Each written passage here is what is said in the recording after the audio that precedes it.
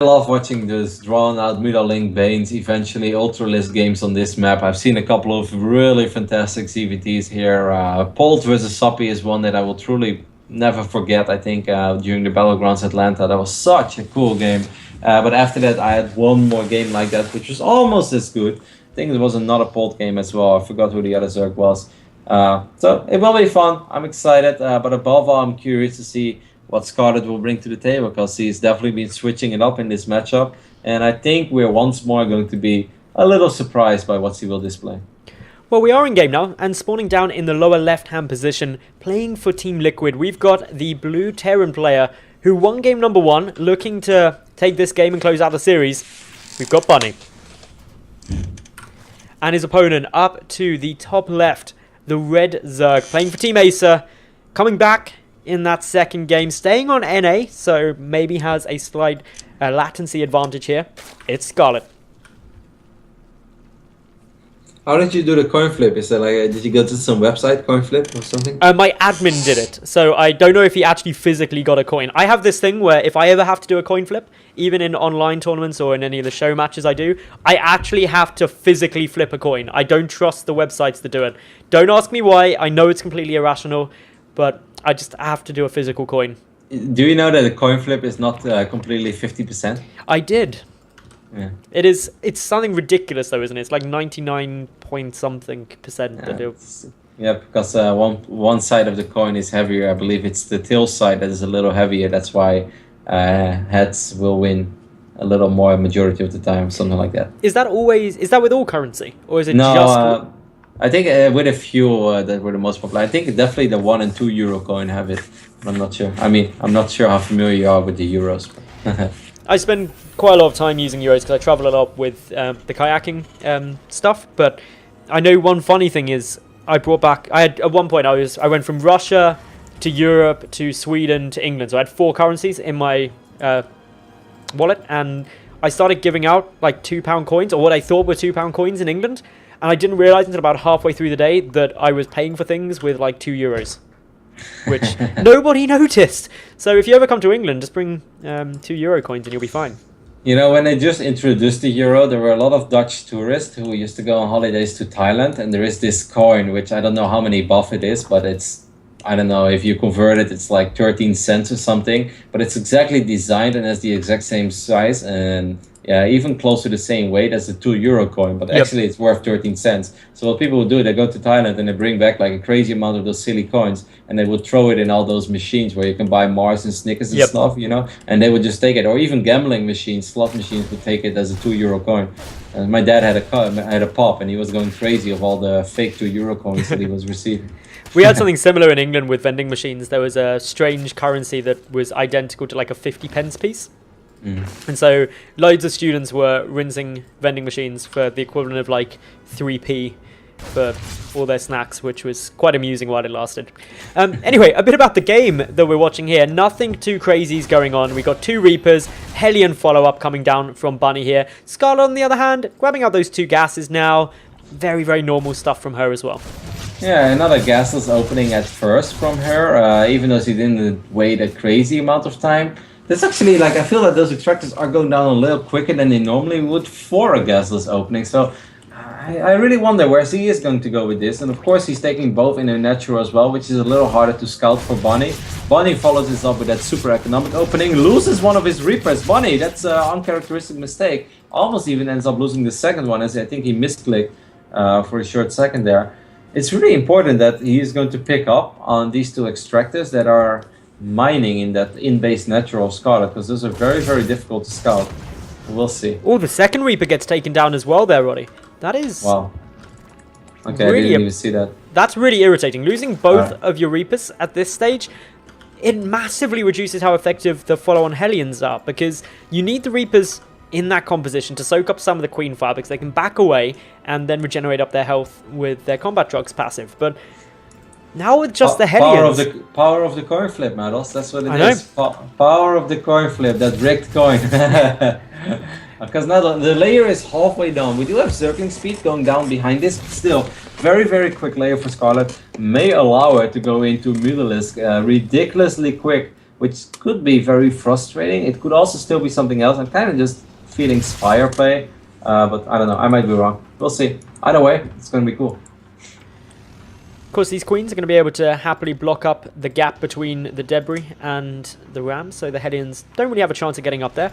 Meanwhile, behind this, if we take a look at what Bunny's doing, he's just adding in a couple more factories, going for the reactor on that factory, so not going to be a quick starport follow-up to this. Whereas Scarlett going in for the Spire, so should be seeing some Mutalisk style play out of here, and to be honest, I quite like that on this map. I think it's going to be very strong, considering the fact you know your opponent went for the Reapers into head-ins. The Marine count's going to be a bit lower than you might expect it to be. So, and above all, these Mutalisk are going to arrive a little quicker than Bunny would normally expect them, unless he has somehow picked up on what Scarlett is doing, but it's relatively hard for him to make that call for sure, because he didn't really see a whole lot, and he lost both of his Reapers. He didn't throw down a single scan yet either, so it's a little tricky for him to make that call.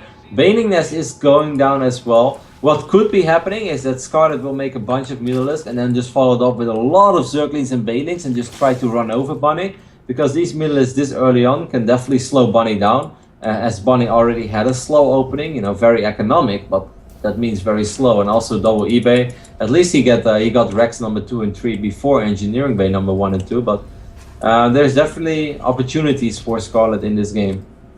Spire just about to finish on up. If we look at Scarlett's gas, she's got enough to produce 8, nearly 9 Mutalisks. Also good look to get the +1 down if she so chooses. Baneling Nest also finishing up here as well. And if we look at, in terms of the response Bunny's got, there's 10 Marines out on the field at the moment, but he is producing 5 at a time. And that's going to really help him. The only thing he's lacking is any medevacs. Only 2 coming out now, so that's often a nice little target for Mutaflox early on, is to try and pick off the odd medevac, keep that count low. And they don't really have much to do to knock that number down to 0. It seems like Bunny is truly inspired by Bomber's play, as he still did not throw down a single scan, and he never really got anything into the main base after that Reaper, which is a little remarkable. Not a single missile turret yet either in the natural off Bunny, and here come those Mutalisks that just show up a little quicker than you normally expect them. That is the power of dropping 2 extractors at the 5-minute mark and going up to layer before even getting Zergling speed. This is a little painful for Bunny already. 9 SCVs, 10 SCVs going down to these first 6-7 Mutalisks. That's a great opening for Scarlett. And that's actually done a lot of damage to Bunny. 10 workers is going to really give him quite a hit straight off here. But Scarlett isn't massively up in her own economy. She's pumping out a huge number of speedlings, a lot of banelings morphing on through, only down at 53 drones. Yeah. So looking to get very aggressive very quickly. I mean, I'm feeling kind of proud now, because that's sort of what I expected, and it's sort of what I mentioned roughly 2 minutes ago. This is a really cool play, and this can definitely work. It's like those Mutalisks did a good job in slowing Bunny down, and Bunny already had a slow opening. He does have quite a few Marines though, and of course there is no creep here, so he could still split his units properly. But maybe if the Zerglings can get us around, there are a few Hellbats in the mix. This definitely has to do a lot of damage / win the game. Ooh, she's using a lot of her Banelings on those Hellbats. That could be a mistake, but perhaps he just has too much. There's just a lot of Zerg here at the moment. A huge number of the Marines are taken down, but as you said, many of the Banelings eliminated on their Hellbats. More morphing through here. Scarlett looking to continue this on. Good production coming out from Bunny throughout this, but army supplies-wise, 55 to 26 in favor of Scarlett right now. Yeah, this is like semi all-in. At least it's all-in that has to do a lot of damage. He's making drones behind this, so he's not going super stubborn with this. Here come the Banelings. Look at that one bunker, by the way. That's Fort Knox, man. You're not going to break that bunker very easily, but the missile turret will be broken and more SCVs will fall. But let's not underestimate how big an investment this truly was for Scarlett. She made nothing but Zerglings and Banelings for the longest amount of time. Her evolution chambers are super late. She's droning up now again behind this, but yes, she has done a lot of damage, but she still needs to do more than this. But she still has a lot of units, so it's possible. Moving now towards that third base, a lot more Banelings heading down towards those SCVs. That should take pretty much everything down. 6 more workers killed. Does reduce the number of Banelings there. The Marines get picked up. Good control by Bunny. The Widowmine is taken out, but not before it had triggered. Scarlett should be able to pick off this third orbital, or at least force it away. Yeah, force it away is one thing. Picking it off, that would be massive, and I'm not sure if it's going to be that easy. The Banelings actually did break into Fort Knox, so I guess anything is possible if you truly believe in it. But picking up that orbital would have been very hard for her, because he just didn't have that many Mutalisks. And if you start putting all your damage output on that, then obviously the Marines will have free reign over the rest, and ZvT will just end up losing a lot of units. But a lot of mining time has been lost for Bunny. A lot of SCVs have gone down throughout the entire game. 25 SCVs have died. Still though, he does have a massive upgrade advantage, and that is something that's pretty crucial in this matchup. Those upgrades helping, as are the missile turrets up by the natural base. A nice little thought by Scarlett there to try and move into the natural to pick off a few more workers, but thwarted in that plan by the static defense. Creep spread just really starting to ramp up now by Scarlett. So many active creep tumors spreading across the map, as well as trying to grab that fourth base. But economically, she's taken... Oh, she's only just really getting to the stage where she's in a good economic spot. Lost so much ground just for going to all that aggression. And if we look at this army moving across for Bunny right now, it's very formidable. Army. Yep. 55 Marines against only 9 Banings now. A few more Banings are on the way though. Scarlett, of course, would love to keep this fort base alive, but it's going to be very difficult, especially because Bunny is choosing the angle where there is no creep. And getting Banelings close to these Marines of Bunny, if there's no creep helping you, is going to get very difficult. Scarlett a little bit indecisive as well, if she wants to attack that army or not. In the end, she will end up losing that fort base. And I love how you pointed it out, Metals. It looks like Scarlett is in a fantastic economic position. You know, you look at the working count and you see 81 drones against 49 SPs. Wow, that's amazing. But that only happened in the last 2 to 2.5 minutes in this game. So it's very, very deceiving and doesn't really represent the true state of the game and even the economic state of this game. The Mutalisks again trying to get a little bit of damage down, but this is good missile turret coverage. Upgrades are currently 2-2 up against 0-0, although 1-1 soon to kick in for Scarlett, but an upgrade lead is still present for Bunny, which is really helping him here. Quite a few of those Banelings detonating up onto the Marauders. Good focus fire again by Bunny, who's pushing on in. 117 army supply to 86. This is the engagement though. Scarlett gonna be trying to get those Baneling connections. Good splitting by Bunny. That was beautiful. Beautiful. Really, really beautiful army control there by Bunny. Indeed, those were Korean level splits right there. Bunny once more showing us why he is one of the best performing non-Koreans over the last few months. Just excellent, excellent army control there. Was under a lot of pressure early on, but he bounced back. And as soon as you put this guy in a good position, he knows how to work with it. Scarlett does still have a lot of Banelings and Zerglings over here though, but of course he already took so much economic damage. Still, impressive hold in the end, but doesn't take away that those were indeed very beautiful splits. The fourth base is back up for Scarlett, so while she did lose a good number of workers, she should be able to get those back relatively soon, but she can't immediately. Having to produce a couple of Zerglings out in the immediate time to mainly replenish the Baneling count in case there's a follow-up push from Bunny. And of course, that follow-up push is already well in the making. The rally point coming across from all those racks, so much infantry making that slow advance forward, and my money would be on this fourth base being the main target of our Terran player here. And Scarlett is getting +2 flyer attacks as well, but she only has 7 Mutalisks, so I don't think that's extremely useful. Of course, if this game drags on, then it will eventually be nice little useful. counter-attack here. Sorry to interrupt you there. Exactly, this is a brilliant counter-attack. Widowmine does not get the shot that Bunny was hoping for. Second one is a little bit better, still not fantastic. See, burrowed a couple of Banelings on top of the ramp medals. I am not sure if Bunny was paying attention. No, he wasn't. That was a beautiful move, knocking out a lot of that infantry. Scarlett is able to get a huge amount of damage done there. Wow. Only picking off 3 SCVs, but a lot of this infantry did manage to die. It actually forced Bunny to pull back, and I'd say that's the biggest win there for Scarlett, is she bought herself time, and that's what she really needs here. Didn't want that push coming through. Couldn't agree more. Really well said. Bunny scanned and he sees that fort base is down. There are still a couple of burrowed Zerglings in his middle line as well. So the moment he decides to move out, Scarlett is again going to be buying more time for herself. I really thought that this game was close to ending, but I underestimated Scarlett's ability of just not dying and never giving up. Of course, 3-3 Marines will still make this tricky, but I really feel things are going her way right now. That she's the one dictating the pace of this game. These units are trapped in the left top side of the map. The Zerglings in the main base are picking up SCVs again. Scarlett, sick. This is really well done. Wow. She's even got units defending over at this fourth base from the single drop that was coming across. Bunny isn't really making much progress here. He took more loss, actually only took losses there really. Still losing less than Scarlett overall, but he's down at 48 SCVs. Finally being able to float over this fourth command center. But Scarlett battling back into this game in a very impressive fashion, considering I definitely thought she was on the brink of defeat a long time ago with that little push across. Yep, after that first engagement where she used all of her banelings, and it just seemed that Bunny still had so many bio units alive. It really almost seemed like it was the end. And you know, it's kind of difficult to say what is the true state of this game. I kind of still like Bunny's position. I thought that would have gone worse for him. He lost a couple of units on the left top side. Of course, there is still the drop on the top side of the map as well. Scarlett again is going to try to counterattack, but these are 3-3 bio units. You want to be careful how you engage those, because things can go very badly very quick. But so far it looks promising. And again, she burrows a couple of banelings on the ramp. This time Bunny is aware of it though. Bunny knocks those out nice and quick, moves up into the main to try and deal with these Mutalisks. Down to the third base, a couple of Zerglings are actually having a bit of a field day. 22 SCVs have been taken down here. This is becoming quite catastrophic. There is a counter drop, but what can it really do?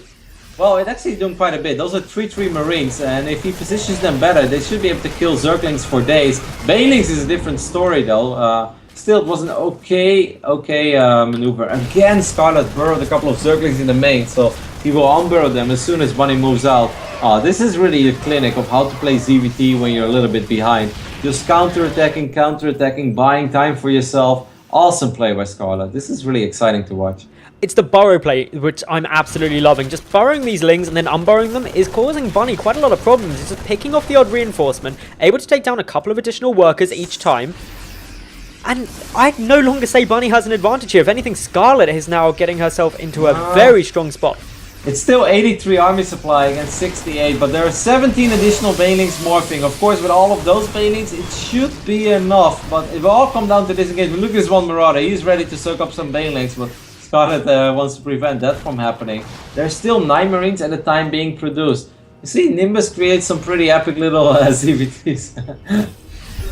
Worth noting that Scarlett is on equal basis to Bunny, but Bunny's down quite low in terms of the SCV count. He can make up for that with the muling. So even though the work count is heavily in Scarlett's favor, she's still not at this beautiful spot. 69 workers when you're 24 minutes in the game, never having really got up to the 70 plus mark, isn't ideal. Only a single missile turret at that forward base of Bunny, and that missile turret is going to die almost immediately. So Bunny is going to lose even more SCVs, and that's definitely becoming painful. Even though he doesn't need that many right now, as you can only mine off 2 bases anyway, but you don't really want to drop in your low 30s. And then it just, that's where it gets a little too risky. These Mutalisks are going to continue on harassing those. A good group of Marines here. A drop being attempted by Bunny at the moment. However, Scarlett is way on top of that. Should go straight towards the natural base actually. Where are the Mutalisks? Mutalisks were all the way on the other side of the map. They're making their way over, but maybe a few drones could die over here. Maybe a queen. The Spire would be a great pickup, but I don't think that Bunny's going to be able to do that. But might get a Mutalisk or 2 over here. Maybe even 3. 2, 3, 4. Okay, that was a very successful drop. Picking off 4 Mutalisks like that. Simultaneously, we've also got Bunny pushing through the center, just trying to clear out some of this creep spread, which Scarlett is doing a fantastic job of spreading across the map. Do have a nice little bit of positioning here. The banelings are going to come rolling through. Oh, that really hurts. So many banelings. And the splits are good, but there's just too many. GG. And Scarlett is going to take this series 2-1. Stuff, but I know one funny thing is I brought back... at one point, I went from Russia to Europe to Sweden to England. So I had 4 currencies in my wallet. And I started giving out like £2 coins, or what I thought were £2 coins in England.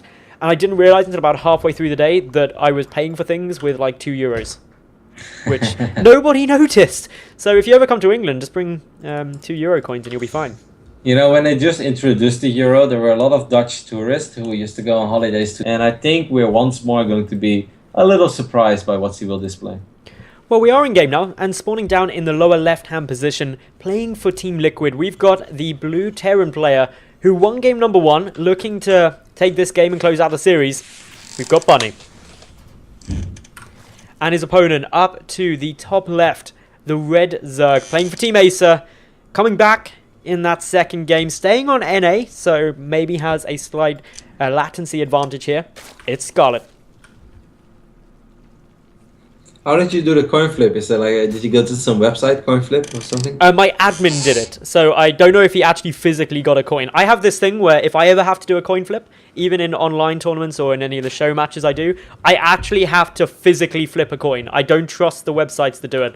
Don't ask me why. I know it's completely irrational, but I just have to do a physical coin. Do you know that a coin flip is not completely 50%? I did. Yeah. It's something ridiculous though, isn't it? It's like 99 point something percent.